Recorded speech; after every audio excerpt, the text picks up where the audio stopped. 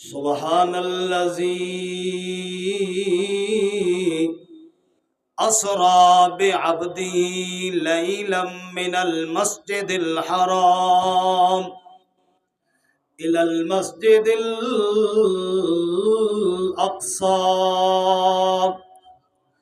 الذي باركنا حوله لنريه من آياتنا إنه هو السميع البصير۔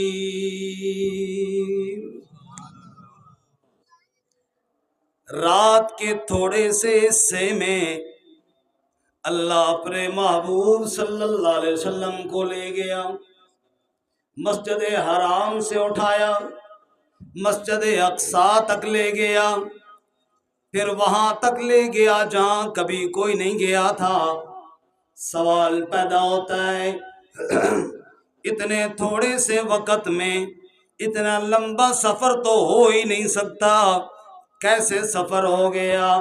اللہ نے پہلے جواب دیا اور فرمایا سبحان الذی،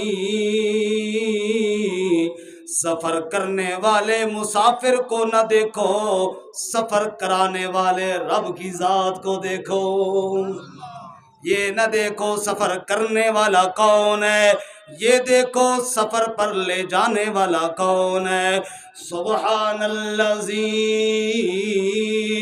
اسری بعبدہ لیلا من المسجد الحرام الی المسجد الاقصی، جو سیر کرانے کے لیے لے گیا اس کو سبحان کہتے ہیں، اسی کا نام ہے سبحان اللہ وبحمدہ سبحان اللہ العظیم۔ سیر کرانے کے لیے وہ لے کر گیا ہے جس کو سبحان کہتے ہیں۔ اچھا، لے کر کے کس کو گیا ہے؟ بے عبدہ، اپنے خاص بندے کو لے کر کے گیا ہے۔ اللہ فرماتے ہیں میں نے اپنے رسول کا نہیں نام لیا، حالانکہ میرا بندہ میرا رسول بھی ہے، حالانکہ خاتم النبیین بھی ہے، سید المرسلین بھی ہے۔ اللہ نے یہ نہیں کہا میں اپنے رسول کو لے کر کے گیا ہوں، یہ نہیں فرمایا ختم نبوت کے تاج والے کو لے کر گیا ہوں، بلکہ اللہ فرماتے ہیں اسری بعبدی، اپنے پیارے بندے کو لے کر گیا ہوں۔ اوے لوگو، دنیا میں اگر کسی کا بیٹا ڈاکٹر بن جائے، عالم بن جائے، انجینئر بن جائے، لیکن ماں جب پکارے گی ڈاکٹر صاحب کہے، وہ لذت اور پیار نہیں ہے جب اپنا پیارا بیٹا کہہ کر پکارتی ہے۔ جو لذت بیٹا کہنے میں ہے وہ ڈاکٹر کہنے میں نہیں ہے۔ اللہ فرماتے ہیں جب میں اپنے محبوب پر پیار دکھاتا ہوں پھر رسول کی بجائے اپنا بندہ کہہ کر پکارتا ہوں۔ رب العالمین فرماتے اسری بعبدہ لیلا من المسجد الحرام الی المسجد الاقصی، مسجد حرام سے اٹھایا، مسجد اقصی تک پہنچایا، لنریہ من آیاتنا، اپنی قدرت کی نشانیاں دکھانے کے لیے۔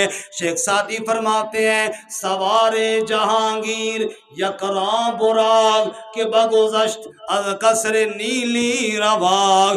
اوے لوگو، بڑے بڑے سوار دیکھے ہوں گے، عمدہ سواریوں پر بیٹھ کر جاتے ہیں، لیکن آؤ آج تمہیں ایک سوار دکھاؤ جو مسجد حرام سے براق پر بیٹھا اور آسمان نیچے رہ گئے، ہمارا سوار آگے نکل گیا ہے۔ فرمائے المسجد الاقصی الذی بارکنا حولہ، مسجد اقصی جس کے ارد گرد میں نے برکتیں دی ہوئی ہیں وہاں تک میں اللہ لے کر گیا۔ طائف والوں نے پتھر مار کر میرے نبی کو طائف سے نکالا، مکے والوں نے میرے نبی کی دعوت کو ٹھکرایا۔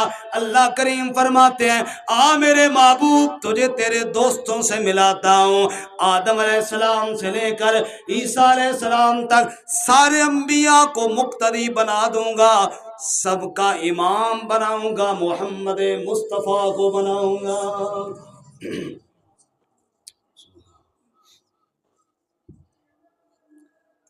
بھائی اگر ناراض نہ ہو تو فون تھوڑا باہر جا کے کر لیں، تو یہ تو سارے آدھا مجمع ادھر متوجہ ہو گئے۔ اللہ آپ کو جزائے خیر عطا فرمائے۔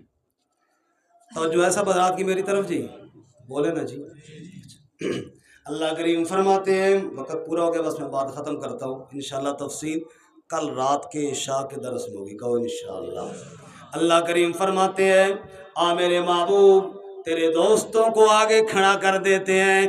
آدم علیہ السلام سے لے کر عیسیٰ علیہ السلام تک سارے انبیاء استقبال کے لیے کھڑے ہیں۔ قرآن مجید میں اللہ فرماتے ہیں لِنُرِيَهُ مِنْ آیاتنا، ہم اپنی نشانیاں تجھے دکھا رہے ہیں۔ اور شاعر کہتا ہے سارے نبی کھڑے ہو کر کہتے ہیں ہما انبیاء در سنائے تو ان مقیم در انتظار تو ان تو بدر منیری ہما اخترن تو سلطان ملکی ہما لشکرند۔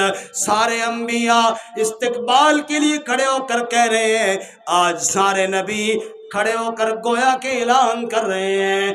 سارے انبیاء کے جرمٹ میں آمنہ کے لال یوں نظر آ رہے ہیں جیسے ستاروں کے جھرمٹ میں 14ویں کا چاند نظر آتا ہے۔ تو سلطان ملکی ہما لشکرند، سارے انبیاء کے جرمٹ میں آمنہ کے لال یوں دکھائی دے رہے ہیں جیسے سارے رعیت اور عوام ہیں، سب کا سپہ سالار اور کمانڈر محمد مصطفیٰ ہے۔ اللہ فرماتے انہو هو السمیع البصیر، لوگوں سیر کرانے والا سبحان ہے، سیر کرانے والے کو سمیع اور بصیر بھی کہتے ہیں۔ اس اللہ نے اپنے محبوب کو ساری کائنات کا امام بنا دیا ہے۔